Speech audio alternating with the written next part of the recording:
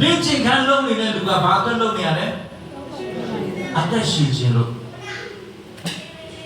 အသက်ရှင်သွားတာအဲ့မှာမရှိဘူးမတော်တဆဆိုတဲ့အရာကကိုယ်စီရောက်လာတယ် accident ကိုယ်ဘက်ကနေပြီးမှ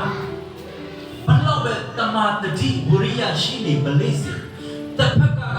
ကိုယ်ကိုမားလိုက်နဲ့ခံရတာပဲအဲဒါကြောင့်မတော်တဆဆိုတဲ့အရာကတယောက်တည်းကောင်းနေလို့လည်းမပြီးဘူးတစ်ဖက်ကကိုယ်ဒုက္ခပေးလိုက်ရင်ကိုယ်ပေါ်မှာရောက်မှာပဲ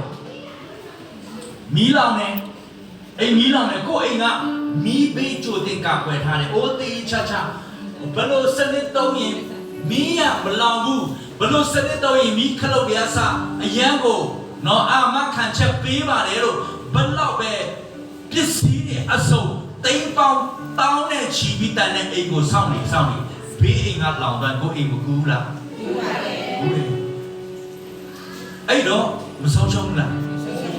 အခုနကတော့အာမခံပေးပါတယ်ဆိုခလုတ်တွေကကိုကကွယ်နိုင်လား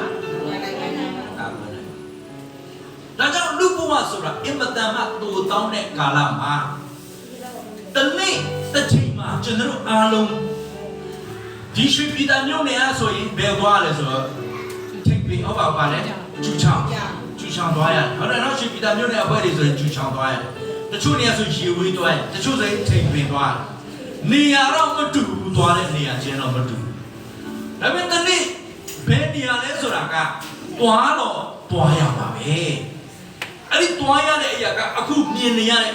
လူချင်းထိတွေ့လို့ရတဲ့ဒီခန္ဓာကိုယ်ကသွားမှာ